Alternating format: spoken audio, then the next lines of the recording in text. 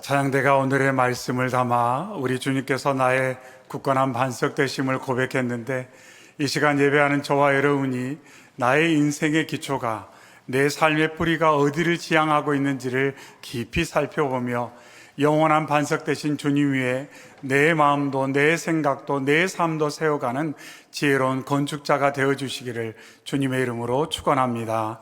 아멘. 오늘의 말씀은 예수님께서 모여든 많은 사람들, 제자들을 비롯한 사람들에게 주신 산상수훈, 또 다른 이름으로는 평지설교의 마지막 부분입니다.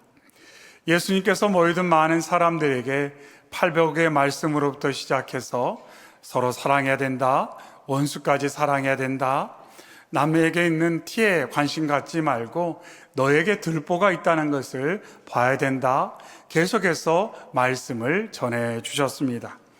예수님께서 이러한 말씀을 전하실 때 듣던 많은 사람들은 예수님의 말씀에 큰 충격을 받았습니다. 마태복음 7장 28절에 예수께서 이 말씀을 마치심에 무리들이 그의 가르치심에 놀라니. 그래서 예수님께서 산상수훈의 말씀을 전하셨을 때 사람들이 예수님의 말씀에 놀랐다. 여기서 놀라다는 것은 기이하게 여기다, 압도되다, 이런 뜻입니다. 분명 들어본 것 같은데 전혀 새로운 말씀, 아는 말씀 같은데 충격적으로 경험하는 그 말씀 앞에서 사람들이 압도되어서 놀라는 반응을 보이게 됩니다. 그러면서 예수님의 말씀에 모든 사람들이 귀를 기울이고 그 말씀 앞에서 고개를 끄덕이면서 아멘, 아멘, 그런 자세로 사람들이 말씀을 받아들이며 시간 가는 줄 모르고 모두가 경청하며 이 산상수훈 평지설교를 듣게 되었습니다. 사람들은 예수님의 말씀을 들으면서 자신을 압도하는 예수님의 권위를 느끼게 되었습니다. 마태복음 7장 29절에 이는 그 가르치시는 것이 권위 있는 자와 같고 그들의 서기관들과 같지 아니함이러라. 여기서 권위라는 것은 권세, 능력, 이런 뜻을 가지고 있습니다. 예수님의 말씀을 들으니까 자신을 압도하는 어떤 권위를, 권세를, 능력을 경험하게 되었어요. 그런데 뭐라고 비교하냐면 서기관들과 다르다, 이렇게 말합니다. 서기관들은 구약의 말씀, 특별히 모세오경을 중심으로 하는 그 율법을 이스라엘 백성들에게 전해주는 역할을 감당해 왔습니다. 그래서 서기관을 통해서 들었던 말씀에 권위도 그들이 느껴왔는데 예수님의 말씀을 듣다 보니까 서기관과는 비교할 수 없는 권위를 느끼게 되었어요. 서기관들에게 권위를 느낀 것은 그들이 하나님의 말씀을 이스라엘 백성들이 이해할 수 있도록 풀어주는 역할, 그 역할을 했기 때문에 말씀의 권위에 붙들려서 이제 서기관을 존경하고 그 서기관이 전한 이야기에 귀를 기울여 왔습니다. 그런데 예수님의 말씀을 쭉 들어보니까 예수님의 말씀은 단순하게 어떤 말씀을 전달하는 입장이라기보다는 예수님이 말씀으로 충만한 것을 느끼게 되었어요. 서기관들을 보니까 하나님의 말씀을 알고 전하기는 하는데 사는 것을 보니까 충만한 것 같지는 않아요. 자신들과 비슷한 연약한 부분이 있고 부족함이 있고 인간의 연약한 성정이 이 서기관들에게 보이는 것을 볼 때 그들이 하나님의 말씀을 권위 있게 전하는 것은 맞지만 서기관들이 그런 권위를 가졌다고 느끼지는 못했어요. 하지만 예수님을 보니까 말씀이 충만한 거예요. 말씀으로 가득한 거예요. 표정에서 입술로 삶으로 행하는 모든 것으로 그 말씀이 가득한 예수님의 모습을 볼 때 그들이 그 예수님의 모습에서 신적인 권위를 느끼게 됩니다. 저분은 누구일까? 어떻게 저렇게 말씀으로 충만할 수 있을까? 말씀이 삶이 될 수 있을까? 말씀과 전혀 이질감이 없는 인격과 성품과 삶을 살아낼 수 있을까? 하면서 존경하게 되고 의지하게 되고 높이게 되고 인정하게 되더라는 것입니다. 그러면서 점점 처음에는 선생님 이렇게 부르던 사람들이, 선지자일까 이렇게 부르던 사람들이 시간이 지나가면서 예수님을 뭐라고 부르게 됐냐면 주님, 주여 이렇게 부르게 되었다는 것입니다. 물론 그 당시에 지위가 높은 사람을 가리키는 호칭으로 주라는 호칭을 쓰기도 했습니다. 하지만 사람들이 예수님을 주님이라고 부른 것은 단순히 어떠한 위치가 높아서 부른 것이 아니었어요. 실제로 예수님을 생각해 보면 목수의 아들입니다. 저 갈릴리 변방 나사렛 동네 시골 출신이에요. 그래서 많은 사람들이 그렇게 인정하지 않은 그런 배경을 가진 인물이었습니다. 그런데 예수님을 만나고 보니, 예수님의 말씀을 듣고 보니, 예수님의 삶을 들여다보니, 예수님의 하는 일을 보더니 예수님이 하나님께서 보내신 사람이구나. 그런데 시간이 지나면서 예수님을 더 경험하니 예수님이 하나님이 약속하신 그리스도시구나, 아니 예수님이 하나님이시구나 하는 것을 사람들이 조금씩 느끼면서 예수님을 향해서 주님, 주여 이렇게 고백하게 되었습니다. 이 주라는 고백 안에는 믿음의 고백, 신앙의 고백이 담겨 있다고 볼 수가 있습니다. 예수님을 어떻게 이해했는지, 예수님 앞에 있는 나를 어떻게 이해했는지, 예수님과 나와의 관계를 어떻게 이해했는지가 이 주님, 주여라는 고백 안에 고스란히 담겨 있다는 것을 우리는 말씀 속에서 보게 됩니다. 제자들이 그렇게 불렀습니다. 누가복음 5장 8절에 시몬 베드로가 이를 보고 예수의 무릎 아래에 엎드려 이르되 주여 나를 떠나소서 나는 죄인이로소이다 이렇게 고백합니다. 밤새 수고하여 한 마리도 잡지 못하다가 예수님의 말씀에 의지하여 그물을 던졌더니 끌어올릴 수 없을 만큼 많은 물고기를 잡았어요. 인간의 상식으로 이해가 되지 않아요. 자신의 경험으로도 도저히 해석되지 않은 이 상황을 보면서 예수님의 신적인 권세, 그 권위와 능력을 베드로가 느끼게 됩니다.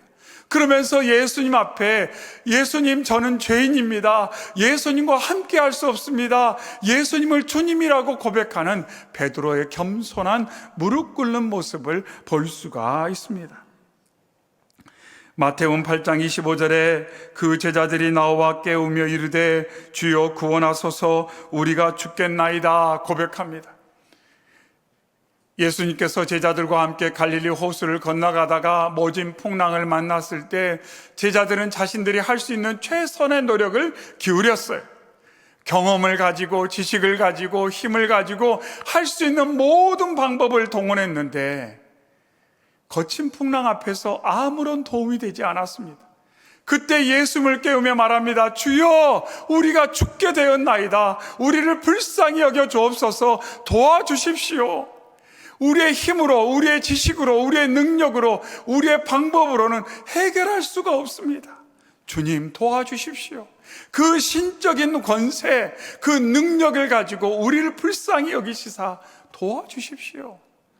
제자들이 예수님을 깨우면서 주여 주여 아우성치며 예수님께 도움을 구하였습니다.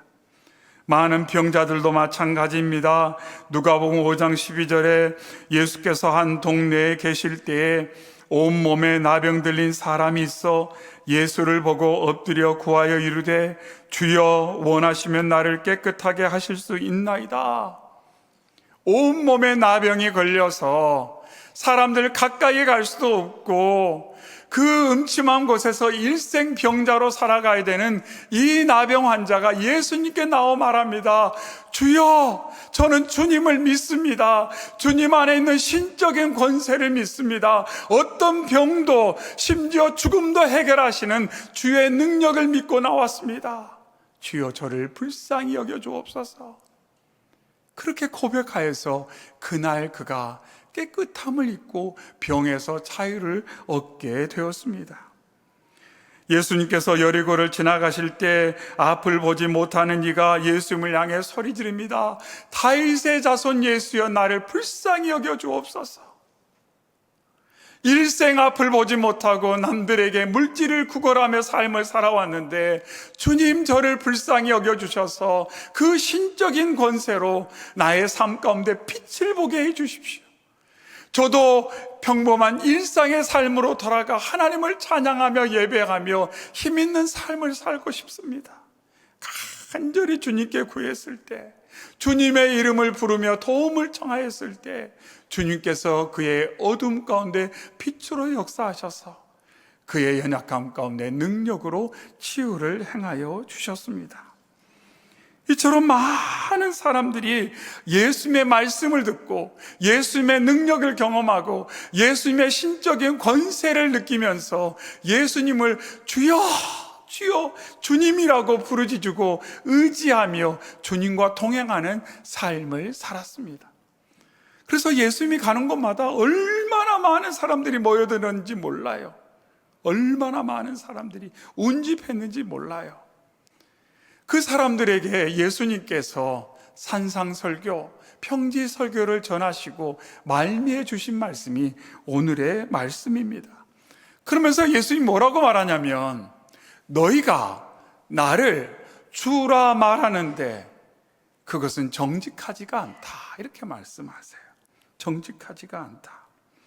너희가 나의 권위를 알고 내 권세를 알고 주여 주님이라고 부르짖고 나를 따르고 나와 동행하고 있지만 그것은 완전하지 않다, 온전하지 않다, 이렇게 말씀합니다. 그러면서 46절에 너희는 나를 불러 주여 주여 하면서도 어찌하여 내가 말하는 것을 행하지 아니하느냐, 이렇게 말씀하고 있습니다. 너희가 나를 주로 안다면, 너희가 내가 누군지 안다며, 그리고 내 앞에는 너 자신이 어떤 존재라는 것을 깨달았다면서, 그리고 너와 나의 관계가 어찌하다는 것을 주여라는 호칭을 통해서 신앙 고백하고 기도하듯 너가 말하고 있는데 그 고백에는 순도가 너무 낮다, 진정성이 부족하다, 정직하지 못하다, 이렇게 예수님께서 말씀을 하고 계십니다. 야고보서 1장 22절에 너희는 말씀을 행하는 자가 되고 듣기만 하여 자신을 속이는 자가 되지 말라, 이렇게 말씀하고 있어요. 때때로 신앙생활을 하면서 우리는 겉으로 드러나는 나의 신앙 행위로 내 스스로 속아버릴 때가 있다는 거예요.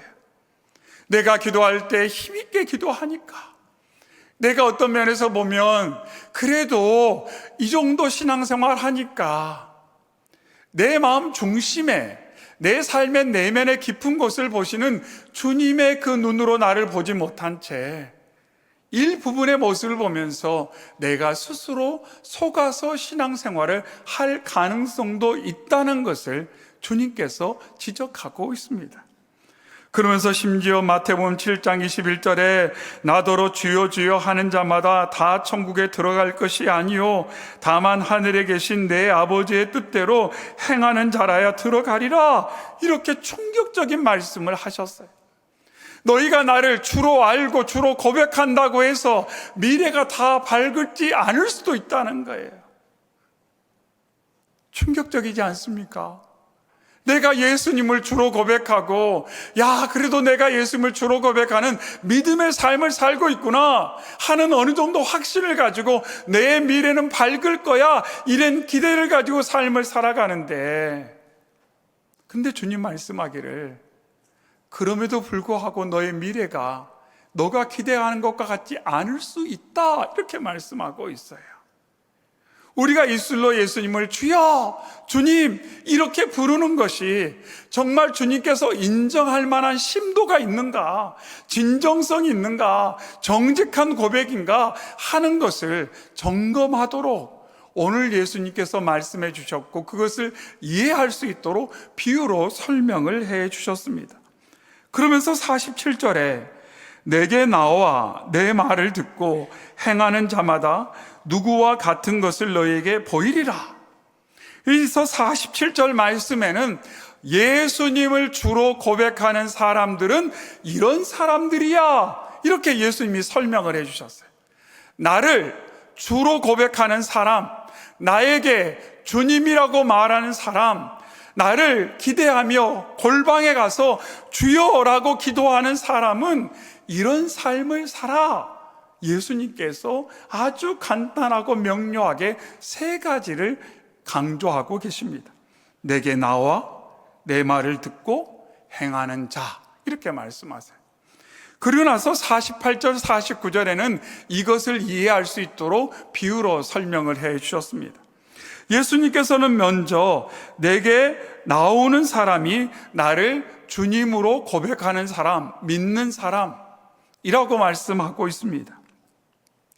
여기서 나온다는 것은 반복적으로 계속해서 나아가는 행동, 과정, 모습, 그것을 통칭해서 표현하는 것입니다. 요한복음 6장 35절에 예수께서 이르시되 나는 생명의 떡이니 내게 오는 자는 결코 줄이지 아니할 터이요 나를 믿는 자는 영원히 목마르지 아니하리라 말씀하셨어요. 나는 생명의 떡이니 내게 오는 자는 줄이거나 목마르지 않을 거다. 여기서 오는 자라는 표현이 오늘 본문의 나와라는 표현과 동일한 내용입니다. 자, 그렇다면 여러분 하루에 몇 끼 식사를 하십니까? 좀 다이어트를 하시면 2끼, 극단적으로 간헐적 단식. 그렇다고 해도 한 주에 한 끼 드시는 분은 없죠. 기분 난다고 한 달에 한 끼 드시는 분은 없죠. 나는 목마를 때 물을 마십니다 해서 한 3일에 한 번 한 컵 정도. 이렇게 먹으면 큰일 난다는 걸 우리는 알고 있어요. 그래서 하루에 적당량을 먹고 적당량을 마셔야 건강이 유지된다는 것을 우리는 알고 있습니다. 오늘 말씀이 그거예요. 너가 나를 주로 안다면, 내가 너에게 생명의 양식이요 생수의 물이라는 것을 너가 안다면 너는 계속해서 반복적으로 내게 나오게 돼 있다. 내게 나오는 그 사람이 바로 나를 주로 아는 사람이다. 이렇게 예수님께서 말씀하고 있습니다. 사마리아 수가성 여인이 그랬어요. 목이 말라 육신의 목마름을 해결하기 위해 우물가에 왔다가 예수님을 만났습니다. 하지만 그의 인생은 늘 갈급했어요. 이 사람 만나면 내가 좀 만족할 수 있을까? 이 사람 만나면 내가 조금 즐겁고 행복할 수 있을까? 이 사람 만나면 내가 좀 더 삶의 안정감을 추구할 수 있을까? 하지만 늘 언제나 후회가 가득했고 실망감이 가득했고 마음에는 수치심이 가득해서 이제 동네 사람들을 피해 다니게 되었어요. 하지만 예수님을 딱 만나고 생명의 떡이신, 생수의 강이신 그 예수님을 만나자마자 갈급함이 해결되는 것을 경험합니다. 그래서 동네로 뛰어가요. 사람들에게 외칩니다. 할렐루야를 외치면서 내가 그리스도를 만났다고, 내가 주님을 만났다고, 생명의 떡이시요 생수로서 나를 갈급함을 해결해 주신 내가 그분을 만났다고 사람들에게 자랑을 합니다. 그의 인생은 이례적 만남으로 끝났을까요? 아니에요. 삶의 순간순간마다 이 우물가에서 만나시는 예수님을 내가 계속 만났으면 좋겠다. 세상의 그 어디에서도 나에게 해결해 주지 못한 그 갈증을 해결해 주신 예수님을 내가 만나기를 원한다. 그래서 예수님께 계속 나아갔어요. 계속 만나기를 원했어요. 계속 생각했어요. 그것이 바로 예수님을 주로 모신 삶, 예수님을 주로 고백하는 삶이라고 말씀하고 있습니다. 두 번째로 예수님을 주로 고백하는 삶은 어떤 삶이냐? 47절 말씀에 내 말을 듣고, 첫 번째는 나와 그 다음에는 듣고, 여기서 듣고도 계속해서 반복적으로 듣는 상태를 말합니다. 누가복음 8장 15절에 좋은 땅에 있다는 것은 착하고 좋은 마음으로 말씀을 듣고 지키어 인내로 결실하는 자다, 이렇게 말하고 있습니다. 예수님을 주로 고백하는 사람은 어떤 사람이냐면 좋은 마음으로 예수님의 말씀에 경청하고 그 말씀을 기대하고 마음에 품어 열매를 맺는 사람, 그 사람이 예수님을 주로 모신 사람이다. 세상의 허탄한 이야기에 귀 이제 기울이지 않고 내 마음의 정원에 세상의 허탄한 씨앗이 뿌려지는 것을 방치하지 않고 오직 예수 말씀만 내 심령에, 내 삶에, 내 가정에, 내 삶의 영역 가운데 뿌려지기를 의지하며 그 말씀을 붙들어서 30배, 60배, 100배의 열매를 거두는 그 사람, 그 말씀에 의지하는 그 사람이 바로 나를 주로 고백하고 믿고 살아가는 사람이다. 이렇게 예수님께서 설명을 해주고 계십니다. 로마서 10장에도 그러므로 믿음은 들음에서 나며 들음은 그리스도의 말씀으로 말미암았다 이렇게 말하고 있습니다. 결국 예수님을 주로 고백하는 사람은 어떤 사람이냐면 듣는 사람. 예수님의 말씀을 듣는 사람. 제가 어렸을 때 그때 교회 많은 교회에서 베델 성경 공부가 유행을 했습니다. 유행이라는 용어가 적절치는 않지만 그래서 여러 교회에서 베델 성경 공부를 했는데 그 베델 성경 공부의 특징이 뭐냐면 암송을 많이 해야 돼요. 성구 암송이 참 많았어요. 어릴 때 기억해 보면 저희 어머니도 베델 성경 공부를 했는데 하나를 외우면 둘이 사라지는 거예요. 어떻게 해요? 붙잡아야죠. 어떻게 붙잡습니까? 요즘처럼 복사기가 있는 것도 아니니까, 프린터가 되는 세상이 아니니까 다 손으로 성구를 썼어요. 잊어버리지 않으려고. 그래서 여기저기 무슨 집안에 딱지가 가득 붙어 있는 거예요. 그러니까 본의 아니게 저도 계속해서 말씀을 읽을 수밖에 없어요. 화장실에 가도 성구, 양치질 할 때도 성구, 밥 먹을 때도 성구, 그냥 온 집안에 성구가 가득하니까 덕분에 저도 말씀을 참 많이 읽고 참 많이 이렇게 묵상하고 외웠던 것 같아요. 한편은 좀 불편하기도 했어요. 눈을 둘 데가 없는 거예요. 성경 말씀 외에는 눈을 둘 데가 없어요. 요즘처럼 TV가 크기라도 하면 다행인데 TV는 요만한데 성구는 가득한 거예요. 그러니까 늘 성경 말씀 보고 그렇게 참 많이 은혜를 더불어 누렸던 것 같습니다. 주님께서 말씀하고 있어요. 너가 나를 주로 안다면 너의 마음을 어디에 두겠느냐? 너의 눈길을 어디에 두겠느냐? 정말 말씀을 듣고 그 말씀을 잘 붙들고 살아가겠느냐? 이렇게 주님께서 말씀을 하고 있습니다. 세 번째로 주님께서 말씀하기를 내게 나와 내 말을 듣고 행하는 자 이렇게 말하고 있습니다. 행하는 자.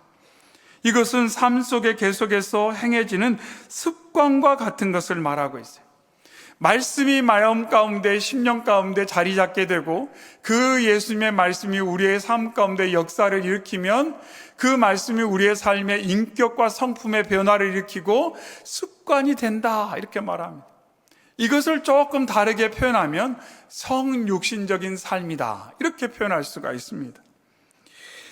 요한복음 1장 14절에 말씀이 육신이 되어 우리 가운데 거하심에 우리가 그의 영광을 보니 아버지의 독생자의 영광이요 은혜와 진리가 충만하더라.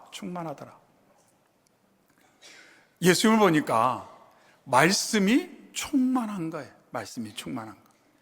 그러니까 말씀 외에는 예수님 안에 그 어떤 것도 존재하지 않는다는 것을 사람들이 가까이 지내면서 경험하면서 확신하게 되었어요. 예수님은 말씀대로 사시네? 예수님은 그 표정에서도 말씀이 나타나. 어투만 들어도 은혜가 되네.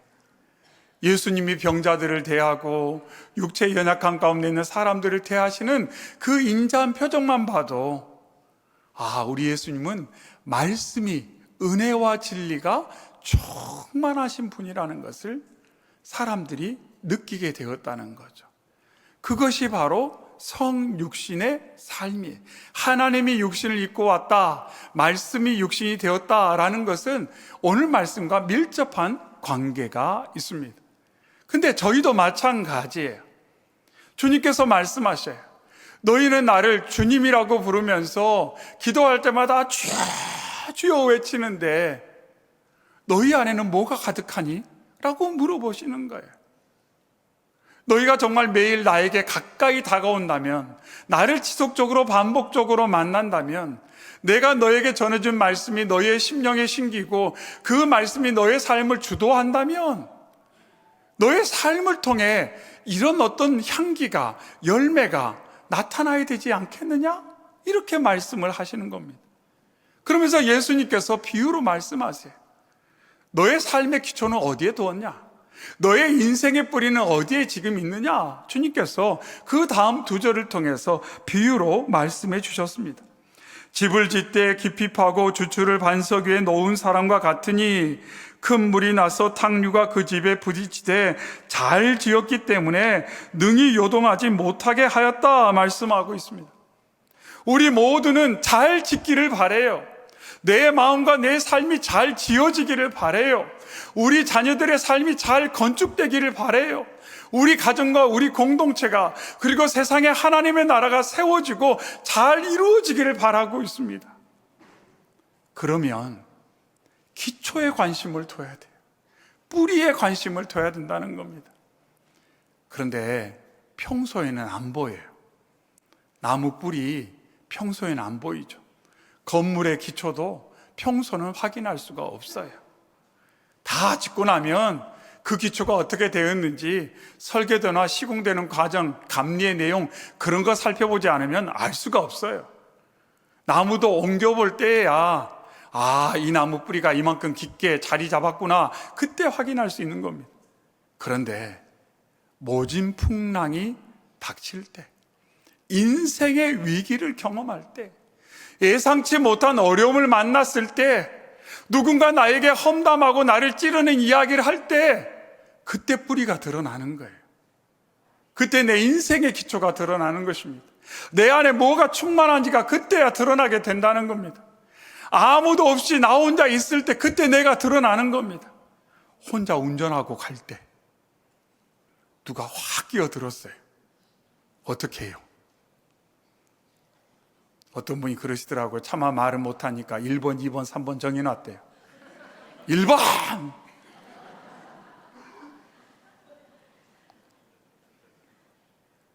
우리의 삶 가운데 어느 순간 쏟아져 나오는 것이 나라는 거예요. 어느 순간 쏟아져 나오는 게 나예요. 기도 시간에 주님 앞에 예배할 때 예수님을 향해 주여, 주여 기도하는 그 모습도 나지만, 어느 순간인가 내가 이런 사람이었어 라고 느낄 정도로 쏟아져 나오는 어떤 모습 또한 나라는 것입니다. 주님은 오늘 말씀을 통해 그것을 우리에게 보여주고 있습니다.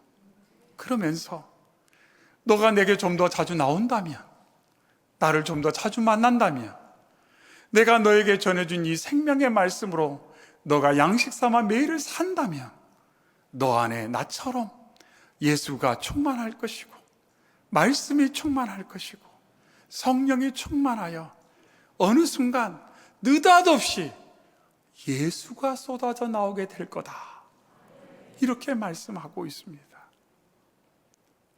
바라고 원하는 것은 이 좋은 계절에 우리가 세상의 삶을 살다가 때로는 지치고 어려울 때도 있고 힘들고 아플 때도 있지만, 매 삶의 순간순간마다 주님과 친밀한 교제 가운데 삶을 살아온 그 관계에 근거하여 우리가 어떤 상황에서라도 예수가 나타나고 예수가 보여지고 예수가 사람들에게 증거되어지는 복된 저희 모두가 되시기를 주님의 이름으로 축원합니다. 아멘. 사랑의 주 하나님 아버지, 감사합니다. 오늘도 저희를 주 앞으로 인도하여 주시고, 저희가 예배하는 이 시간, 말씀 앞에 선 이 시간, 주님을 만나는 이 시간을 통해 강력한 말씀의 빛으로 조명해 주셔서 우리가 때로는 입술로 또한 겉으로는 주님의 이름을 부르고 있음에도 마음 깊은 곳에 내 입술에 고백하는 어울리지 않은 내면이 있음을 깨닫도록 도와주신 것 감사합니다. 하나님, 인생의 기초와 우리의 삶의 뿌리가 어디에 기초하고 있는지도 점검토록 보여주시니 감사합니다. 하나님, 이 좋은 계절에 더욱더 주께로 가까이 나아가 주님과 친밀한 교제를 나누게 하시고 세상의 허탄한 소리, 나의 귀를 즐겁게 하는 소리에 끌려가지 않고 나에게 생명 주시고 내 인생의 가람을 해결해 주신 예수님 말씀에 내 마음의 문을 활짝 열어서 예수님으로 충만해지고 말씀으로 충만해지고 성령으로 충만해져서 어떤 순간을 만나더라도 예수님이 나의 입술과 삶을 통해 드러나는 저희 모두가 되도록 도와주시옵소서. 이를 위해서 삶의 순간마다 주님과의 만남, 주님의 말씀을 묵상하고 기억하는 일에 더 우선순위를 두도록 하나님 도와주시옵소서. 이를 통해 가정 안에 예수 충만하게 하시고 교회 가운데 예수 능력 충만하게 하시고 저희를 통해 하나님의 나라가 세상 가운데 세워지도록 역사하여 주시옵소서. 감사드리며 예수님의 이름으로 기도하옵나이다. 아멘.